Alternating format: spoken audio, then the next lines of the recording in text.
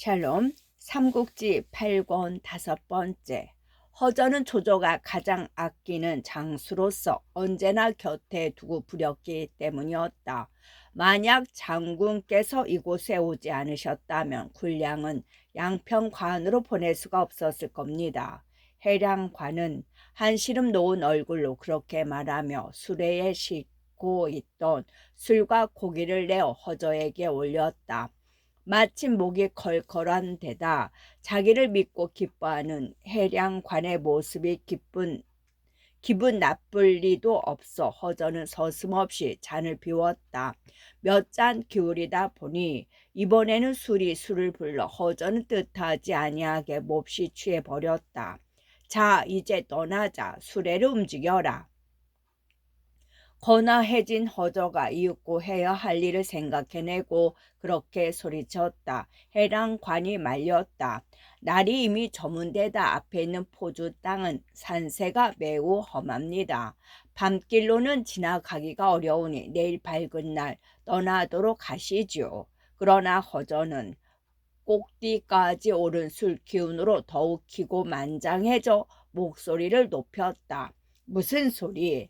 나는 홀로 만명을 당해낼 만한 용맹이 있는 사람이다. 누가 두려워 가지 못한단 말인가? 더구나 오늘 밤은 달이 밝아 수레를 몰고 가기에 꼭 좋지 않은가? 그러고는 말을 타고 앞장서서 군사들을 이끌었다. 해랑관도 더는 그런 허저를 말릴 수 없어 말없이 뒤를 따랐다. 밤이 이경 무렵 되었을 때 군량을 실은 수레와 군사들은 포주로 가는 길에 이르렀다. 이제 반쯤 왔다 싶은데 갑자기 움푹한 산 그늘에서 북소리 피리소리가 요란하게 들리더니 한때의 군마가 길을 막았다. 앞선 장수를 보니 장팔 사무에 고리눈을 부릅뜬 장비였다. 장비는 이 말 저 말 하는 법도 없이 다짜고짜로 사무를 휘두르며 허저에게로 덮쳐갔다.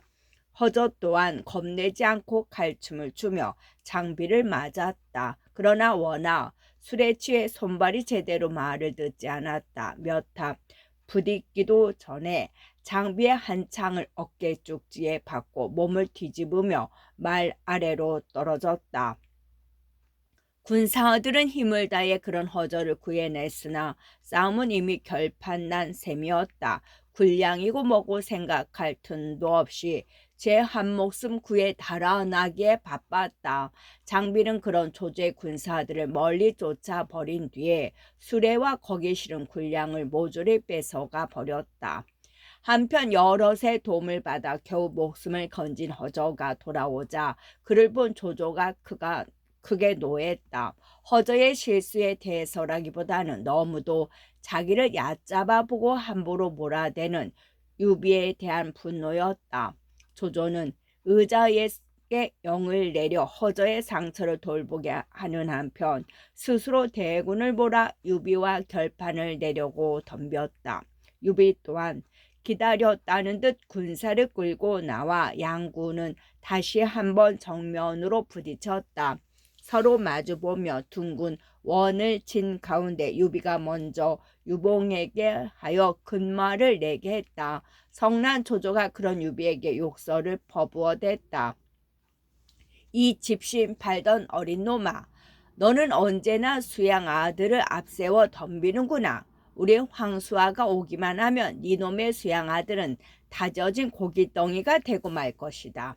황수아, 즉 수염 누런 아이란 제 둘째 아이 창을 가리키는 말이었다. 조조가 자기를 찍어 욕하자 유봉은 몹시 성이 났다. 창을 끼고 말을 박차 똑바로 조조에게 덤벼 들었다. 서황은 어디 있는가? 어서 저 어린 놈의 목을 가져오라. 조조가 그렇게 소리치자 서왕이 달려나가 유봉을 맞았다. 하지만 성나 내닫기는 해도 유봉은 이미 제갈 공명에게서 들은 말이 있었다. 몇 탑 힘차게 부딪다가 힘이 모자라는 듯 갑자기 말머리를 돌려 내빼기 시작했다. 조조는 그게 계책일지 모른다는 생각을 하면서도 옳은 기세를 외면할 수 없었다. 군사를 몰아 앞으로 밀고 나갔다. 그런데 촉병의 진체 앞에 이르렀을 무렵 갑자기 사방에서 포향이 터지고 북소리와 피리소리가 요란해졌다. 그렇잖아도 너무 손쉬운 승리에 의심을 버리지 못하고 있던 조조는 그 소리를 듣자마자 덜컥 겁이 났다. 틀림없이 강한 복병이 있을 것이라 여겨 급하게 영을 내렸다. 어서 물러나라. 적의 계책이다. 실은 그같이 재빠른 변환이 바로 공명이 노린 바였다. 기세 좋게 밀려든 조조의 군사들이라 그 갑작스런 명에 어지러워지지 않을 수가 없었다. 적을 보지도 못하고 저희끼리 밟혀 죽고 다친 자만도 그 수를 헤아리기가 어려웠다.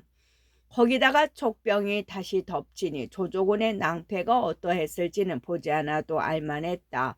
조조는 겨우 추격을 뿌리치고 양평관으로 되돌아왔으나 그것도 안전하지는 못했다. 그래도 양평관 안으로 들었다 싶어 한숨을 돌리려는데 뒤쫓던 촉병이 어느새 양평관 아래 이르러 무서운 기세로 몰아대기 시작했다.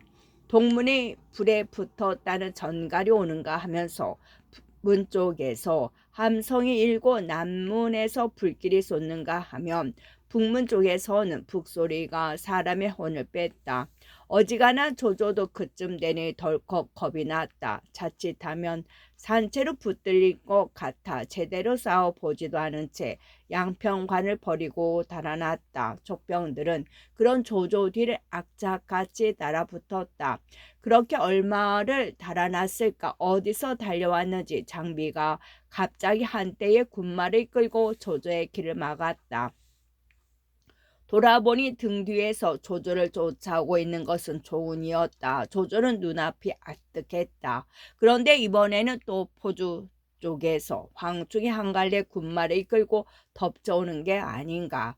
그때만 해도 조조에게는 적지 않은 인마가 있었건만 일이 그 지경이 되어서는 아무 소용이 없었다. 싸움은커녕 조조를 보호하며 길을 아사 달아나기에도 벅찼다. 조조가 겨우 촉의 세 갈래 군마를 모두 떨쳐버리고 야곡 계구에 이르렀을 때였다. 갑자기 앞쪽에서 먼지가 자욱하게 일며 또 한대의 군마가 달려오고 있었다. 만약 저 군마 또한 적의 복병이라면 이제는 나도 끝장이로구나. 조조는 자신도 모르게 그런 탄식을 내뱉었다. 이제는 한중의 땅 덩이를 다투는 게 아니라 목숨마저 오락가락하는 판이 돼버린 까닭이었다. 유비 한중 왕이 되다. 유비 한중 왕이 되다. 다행히도 앞장서서 달려온 장수는 조조의 둘째 아들 창이었다. 조창은 자가 자문으로 어려서부터 활쏘기와 말타기를 잘했고 힘이 남달라 주먹으로 사나운 짐승을 때려잡을 만했다. 일찍이 조조가 그런 그에게 타이른 적이 있었다. 너는 책은 읽지 않고 활쏘기와 말타기만 좋아하니 그것은 필부의 용맹을 기르는 것밖에 되지 않는다. 그래서야 어떻게 귀한 사람이 될 수 있겠느냐. 그러자 조창이 씩씩하게 대답했다. 대장부는 마땅히 위청이나 곽거병을 배워 사막에 나가 공을 세우고 수십만 대군을 몰아 전하를 종행해야 할 겁니다. 어찌 책 버러지나 되라 하십니까? 또 한 번은 조조가 여러 아들들을 불러 모아놓고 각기 뜻하는 바를 물어봤다. 차례가 되자 조창은 선뜻 대답했다. 장수가 되었으면 합니다. 장수가 되어서는 어찌하겠는가. 몸을 굳게 감싸고 날카로운 창을 들어 어려움을 만나도 머뭇거리지 않고 사졸들의 앞장을 서겠습니다. 상은 반드시 내리고 벌 또한 반드시 잊지 않겠습니다. 그러자 조조도 껄껄 웃으며 흡족함을 드러냈다. 지난해인 건한 23년 대군과 오환이 반란을 일으켰을 때 조조는 장을 불러 군사 5만을 주며 말했다. 너와 나는 집안에서는 아비와 아들 사이지만 이를 받듬에는 군신 사이가 된다. 법에는 사사로운 정이 없으니 너는 각별히 명심하여라. 이에 창은 그 말을 가슴 깊이 새기고 대북으로 갔다. 몸소 사졸들의 앞장을 서서 상건으로 지쳐드니 오래자나 부쪽 지방이 모두 평온해졌다. 그리하여 한창 그곳 인심을 수습하고 있는데 조조가 싸움에 져 양평관으로 물러났다는 소문이 들려 이제 도로 달려온 길이었다. 조조는 아들 장이 온 걸 보고 몹시 기뻐하며 말했다. 나의 수염 누른 아이가 왔으니 유비는 반드시 우리에게 깨트려지리라. 그러고는 다시 기운을 차려 군사를 이끌고 야곡 개구로 나왔다. 그 소식은 곧 유비의 귀에도 들어갔다. 조조가 둘째 아들 장을 맞고 힘을 얻어 다시 싸우러 나왔습니다. 그러자 유비가 좌우를 돌아보며 물었다. 누가 가서 조창과 싸워보겠느냐? 제가 가보겠습니다. 유봉이 얼른 나섰다. 수양 아들도 아들이라 조창에게 묘한 경쟁심을 느낀 탓이었다. 맹달이 나서며 소리쳤다. 이번에는 제가 한번 가보지요. 한꺼번에 두 사람이 나서자 유비가 문득 말했다. 좋다. 너희 두 사람이 함께 가거라. 누가 공을 세우는지 보겠다. 그러고는 둘 모두에게 각기 5천의 병마를 떼어주었다. 유봉이 앞장을 서고 맹달이 뒤를 맡아 본체를 나온 촉구는 오래자나 조창이 이끄는 유이병과 만났다. 유봉이 용맹을 뽐내며 달려갔으나 무예에서는 조창에 미치지 못했다. 채 새 합을 채우지 못하고 조창에게 쫓겨 달아나기 시작했다.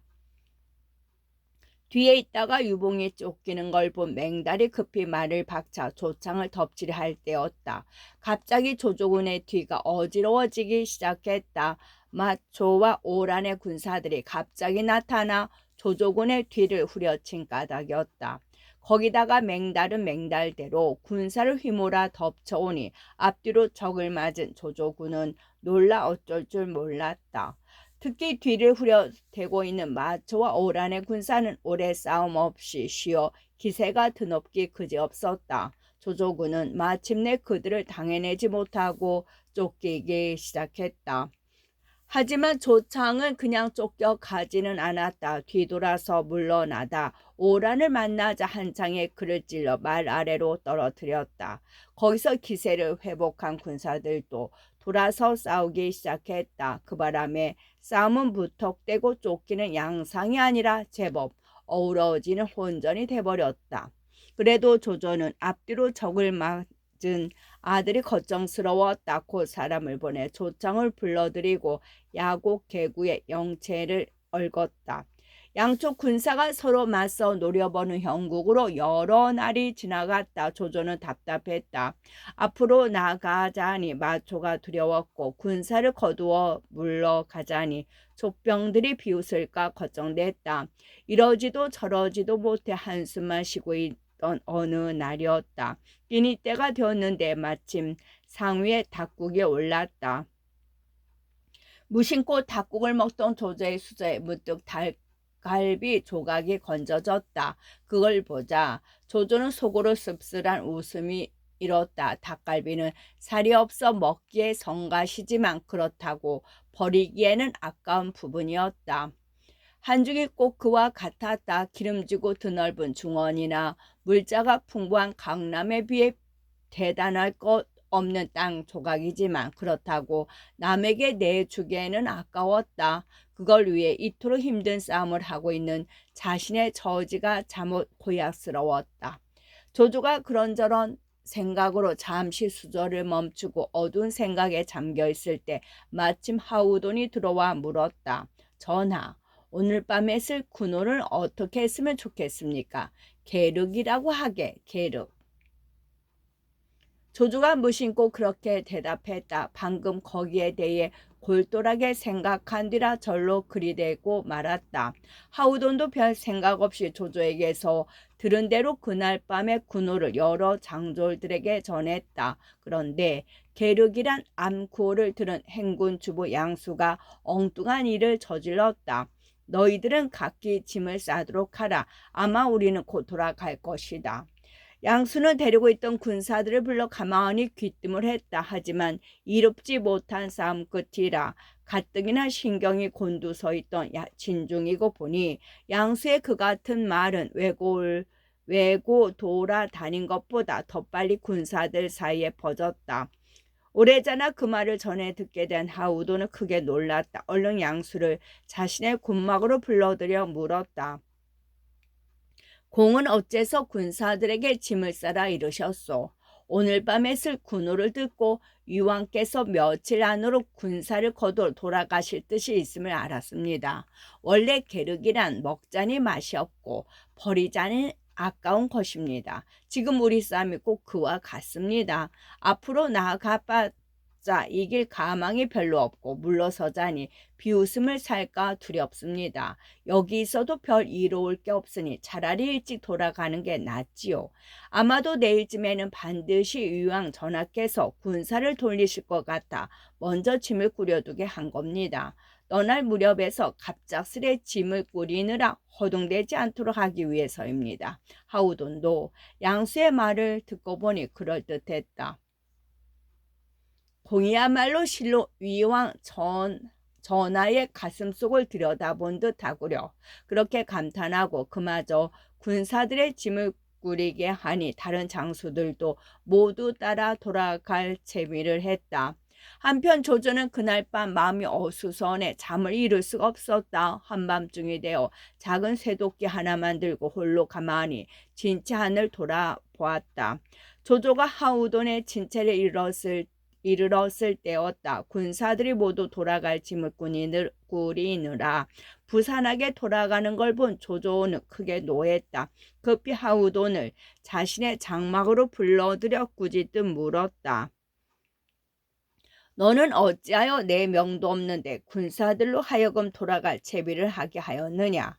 주부 양수가 대왕께서 돌아가실 듯이 계심을 알고 저에게 그리 일러주었습니다. 하우돈이 멀쩡한 얼굴로 그같이 대답했다. 조조는 더욱 노에 양수를 불러들이게 했다. 너는 무슨 까닭으로 하우돈에게 그런 터무니없는 소리를 하였느냐? 조조의 그 같은 물음에 양수는 별로 놀라는 기색도 없이 하우돈에게 해준 말을 조조에게 되뇌었다. 듣기를 마친 조조가 시퍼란 얼굴로 이를 갈며 양수를 꾸짖었다. 네 어찌 감히 요망한 말을 지어내 우리 군사들의 마음을 어지럽게 하려느냐. 그러고는 곧 칼과 도끼를 든 군사를 불러 매섭게 영을 내렸다. 저놈을 끌어내 목을 베고 그 목을 진문 밖에 높이 걸어라. 이에 당대의 제사 양수는 그 지나친 헤아림으로 오히려 스스로의 목숨을 해치고 말았다. 얼핏 보아서는 조조의 순간적인 분노가 양수를 죽인 것 같지만 실은 그게 아니었다. 양수는 전부터 그 재주만 믿고 함부로 나서다가 여러 번 조조가 싫어하는 걸 건드렸다. 한 번은 이런 적이 있었다. 조조가 어떤 곳에 화원을 꾸미게 해놓고 그게 다 되자 보러 왔다. 그러나 잘됐다 못됐다 한마디 없이 다만 붓을 들어 문에 활자 한자를 써놓고 가버렸다. 사람들이 그 뜻을 몰라 어리둥절했지만 양수는 단박 알아봤다. 문 안에 활자가 더해졌으니 이는 넓은 활자가 되어 승상께서는 화원으로 드는 문이 너무 넓어 마음에 드시지 않는 듯하오. 양수의 그 같은 풀이를 들은 사람들은 담을 뜯어 문을 좁힌 다음 다시 조조를 청해 보았다. 조조는 그제서야 흡족한 표정을 지으며 물었다. 누가 내 뜻을 알아냈는가? 양수가 일러주었습니다. 사람들이 그같이 대답했다. 조조는 겉으로는 그런 양수의 재주를 칭찬했으나 속으로는 불쾌하게 여겼다. 자신이 일부러 감춰둔 뜻을 아무도 알아보지 못했으면 하던 게 조조의 솔직한 바람이었다. 또 한 번은 이런 일도 있었다. 하루는 멀리 세북에서 다락죽, 소나 양의 젖을 가공하여 만든 음식 다락죽 한 합이 올라왔다. 조조는 슬며시 장난기가 일어 그 합 위에 다 일합소라 쓴 뒤 제상 머리에 놓아두었다. 양수가 들어와 그걸 보더니 두말 없이 숟가락을 가져오게 해 여럿과 더불어 나누어 먹어버렸다. 그대는 어찌 이 다락죽을 먹어버렸는가? 조조가 양수를 보고 짐짓 굳은 얼굴로 물었다. 양수가 빙긋 웃으며 까닭을 밝혔다. 합 위에 한 사람이 한 입씩 먹는 타락죽이라 뚜렷이 쓰여 있으니 어찌 그 같은 승상의 뜻을 어길 수 있겠습니까? 일합소에서 합자를 풀면 인일구가 되어 앞에 일과 더불어 1인 1구 곧 한 사람이 한 입씩 먹으라는 뜻이 됨을 알아본 것이었다. 이번에도 조조는 겉으로는 기분 좋게 웃어 젖혔으나 속으로는 양수를 싫어해 마지 않았다. 뿐만 아니었다. 조조는 다른 사람이 몰래 자신을 해치는 게 두려워 항상 곁에 있는 사람들에게 이런 거짓말을 했다. 나는 꿈을 꾸다 사람을 죽이는 수가 있으니 내가 잠이 들거든 그대들은 절대로 가까이 오지 말라. 그러던 어느 날 조조가 낮잠을 자다가 침상에서 굴러 떨어졌다. 가까이서 모시던 사람 하나가 그걸 보고 얼른 달려와 조조를 부축해 올리려 했다. 그러자 조조가 벌떡 몸을 일으키더니 갑자기 칼을 뽑아 그 목을 쳐 버리고 다시 침상 위로 올라가 잠을 잤다. 한 반나절쯤 지났을까 드디어 잠에서 깨난 조조가 놀란 체하며 물었다. 누가 나의 근시를 죽였느냐? 두려워 벌벌 떨고만 있던 사람들이 사실대로 대답했다. 그러자 조조는 슬피 울며 죽은 이를 후하게 장사 지내주었다. 그 일이 있은 뒤로 사람들은 조조가 정말로 잠결에 사람을 죽이는 버릇이 있는 줄 알고 조조가 잠만 들면 그 근처에 얼씬도 않았다. 하지만 양수만은 조조가 그 일로 노리는 바를 알아봤다. 조조의 칼에 죽은 이의 장례식에 찾아가 시신을 손가락질하며 단식했다. 가엾구나. 승상이 꿈꾸고 있었던 것이 아니라 그대가 꿈꾸고 있었던 것이네. 조조의 잔혹한 속임수를 바로 깨놓지는 못하고 그렇게 빙둘러 말한 것이었다. 그 말은 곧 조조의 귀에도 들어갔다. 한번 멋지게 세상 사람들을 속여 제 한 몸의 안전을 확보했는가 싶었는데 양수가 그런 자신의 속셈을 알아차렸으니 믿지 않을 수가 없었다. 그렇잖아도 갈고 있던 일을 더욱 힘주어 앙다물었다. 하지만 양수의 재주가 조조를 거스른 일은 거기서도 그치지 않았다. 양수는 또 조조의 큰아들 조비와 셋째 아들 조식의 세자 자리 다툼에 끼어들어 조조를 자주 노엽게 했다. 그 첫 번째는 오질의 일대였다. 조조의 셋째 아들 조식은 양수의 재주에 반해 그와 만나 얘기를 시작하면 밤이 새도 모를 정도였다. 그때는 조조도 조식을 더 사랑하여 그를 세자로 세우려고까지 했다. 그 낌새를 안 조비는 애를 탔다. 거점 끝에 조비는 평소에 믿는 오질이란 사람을 불러 그 일을 의논하려 했다. 오질은 조가란 곳에 장을 지낸 사람으로 또한 재주와 장꾀가 만만치 않았다. 그러나 그를 왕잡으로 불러들인 게 남의 눈에 띌까 두려워진 조비는 궁색한 꾀를 하나 냈다. 큰 바구니에 오질을 감추고 그게 비단이라고 속여 부중으로 들인 것이었다. 그걸 어떻게 한 양수는 곧 조조에게 달려가 일러 바쳤다. 조 가장 오질이 바구니에 숨어 몰래 첫째 왕자님의 부중을 드나들고 있습니다. 그 말을 들은 조조는 곧 사람을 조비의 부중으로 보내 살펴보게 했다.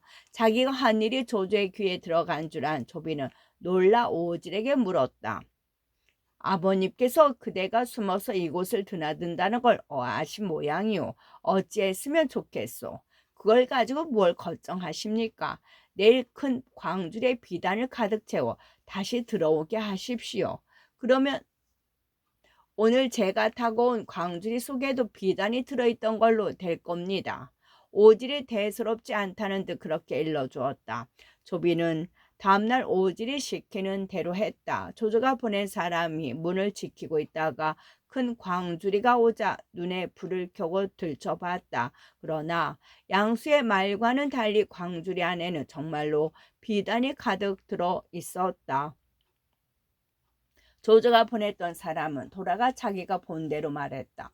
그렇다면 전날에 광주리도 비단일 것이라 여긴 조조는 양수가 조식을 위해 조비를 헐뜯으려고 거짓말을 했다고 단정했다.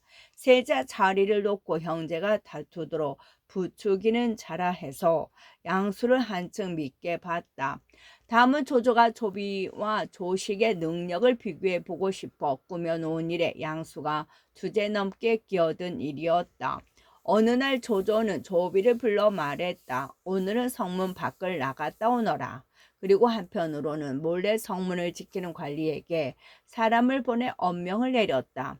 오늘은 어느 누구도 성문 밖을 내보내서는 안 된다. 하지만 그걸 알리 없는 조비는 별 생각 없이 성문에 이르러 밖으로 나가려 했다. 물리가 받은 명이 있어 앞을 가로막으며 말했다. 못 나가십니다. 위왕 전하께서 누구도 성문 밖으로 내보내서는 아니 된다 하셨습니다.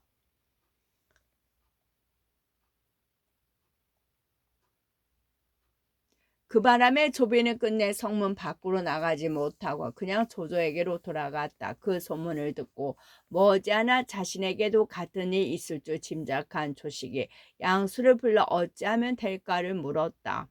왕자께서 왕명을 받들고 나가려는데 기어이 막으려는 자가 있으면 베어 버리셔도 됩니다. 양수가 잠깐 생각하다 그렇게 대답했다. 이윽고 조조에게서 조비와 같은 영을 받은 조식은 두 말 없이 그대로 따랐다. 성문에 이르러 물리가 가로막았다. 나는 왕명을 받들어 나가는 길이다. 누가 감히 가로막는단 말이냐 하는 꾸짖음과 함께 한 칼에 물리를 베어버리고 성문을 나갔다. 조조가 그 일로 조식이 조비보다 낫다고 생각하게 되었음을 말할 나위도 없었다. 하지만 세상에 비밀이란 있을 수가 없어 뒷날 누군가가 조조에게 일러 바쳤다. 그것은 바로 양수가 일러준 대로 한 겁니다. 그 말을 들은 조조는 몹시 노했다. 자기를 속인 것 못지않게 왕자들의 다툼에 끼어들어 잔재주를 피우는 게 미웠다. 양수가 조식을 도와 조조를 거스른 것은 그 밖에도 더 있었다. 양수는 언제나 조식에게 10가지 물음에 대한 답을 마련해 주어 조조의 갑작스런 물음에 대비하게 했다. 조조는 자신이 군사를 부리는 일과 나라를 다스리는 일을 물을 때마다 조식이 물 흐르듯 대답을 하자 기특해 하던 것도 잠시 차차 그를 의심하게 되었다. 학문에 밝고 시문에 능한 조식이라 그런 물음에는 마땅히 막힐 법한데도 너무나 거침없이 대답하기 때문이었다. 거기다가 조비도 가만히 당하고만 있지는 않았다. 몰래 조식 가까이서 일하는 사람을 매수해 양수가 가르쳐준 답을 훔쳐낸 뒤 그걸 적어 조조에게 갖다 바쳤다. 양수 이 하찮은 놈이 나를 속이려 들다니. 읽기를 마친 조조가 벌벌 뛰며 소리쳤다. 그리고 그때부터 양수를 죽일 마음을 먹고 있다가 이번에 군심을 어지럽혔다는 꼬투리를 잡자 그대로 죽여버린 것이었다.